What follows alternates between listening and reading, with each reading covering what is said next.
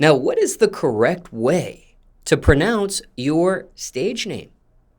So the correct way to pronounce my name is Princess Tommi. I'm actually named after my dad. People pronounce it all types of ways. Tom, they don't say Tommy. They'll be like Tom E, but not like Tommy, but it's Tommy. Whenever I say my name is Tommy, they're like, okay, what's that short for? I'm like, it's just Tommi, Princess Tommi. That's it. No explanation that's bigger than that, just Princess Tommi. And aside from mispronouncing it, people misspell it as well? Always Tommy, Tommie, Tomi. They always get the spelling incorrect. And what do you notice people do more overall speaking, mispronounce or misspell this stage name of yours? I want to say misspell because when you see it, you shouldn't really be getting the name Tommy wrong because it's literally Tommy. But when it comes to spelling, I didn't see my name get spelled all types of different ways, especially when you place it in an order. It would be like Tomye, crazy stuff. And no disrespect here to this next question, but do anyone ever misjudge your gender over that name? Yes. I will never forget. I was in third grade, and I was just getting ready to start school. So when you're younger in like elementary school, they'll do like the what's it called, attendance.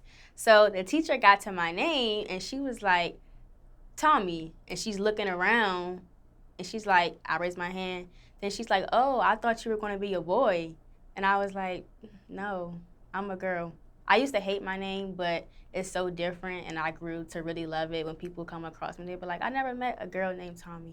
So I love my name now. At first, I didn't.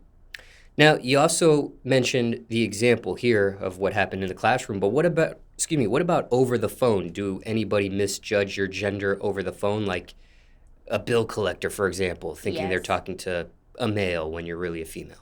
Back in my days where I used to manage or like fake manage local artists, I'll be texting like promoters and stuff like that, and I'll be super professional, but I'll let them know that my name is Tommy. Then they'll be like, "Oh, let's get on the call." So I'll get on the call with them, and they be like, "What's up, bro?" And I'm like, "Hey, how you doing?" They be like, "Oh, I'm so sorry, I did not know you were a female."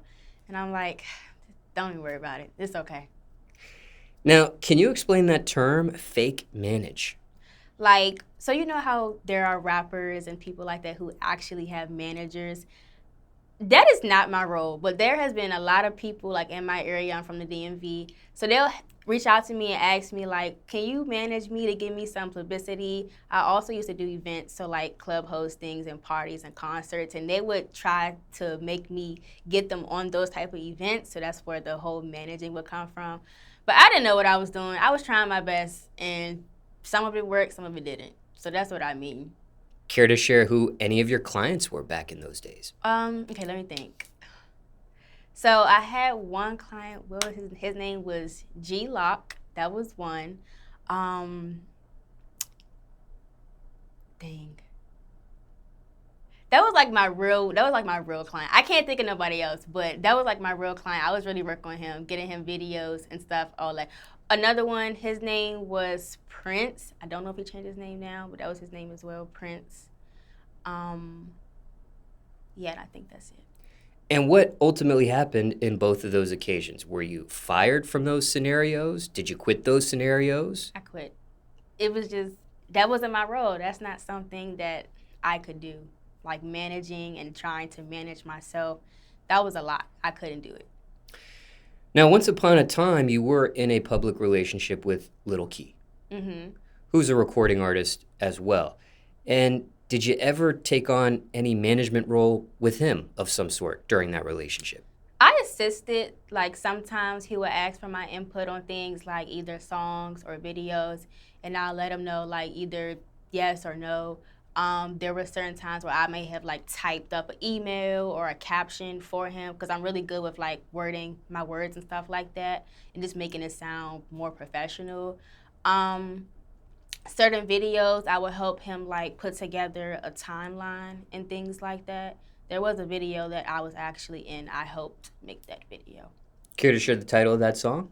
Um, it's Afraid of Love. And is that still publicly available for those in the audience that may want to watch that for the very first time as they're getting to know you? Yes, it is. Now, was that ever talked about between you two? Maybe a more professional role of that during the relationship? Sometimes that happens with recording artists. They may take their significant other or a family member and put them in position for a professional role on their staff. I believe so, because I personally feel like your partner is like, that's your partner. You'll tell them certain things you wouldn't tell your manager or your mom or whatever the case may have been. So I do feel like we've had that type of conversation where I might have stepped in and like assisted him, but managing him, I wouldn't do that to him or to myself. But I definitely would help whatever he would need help with.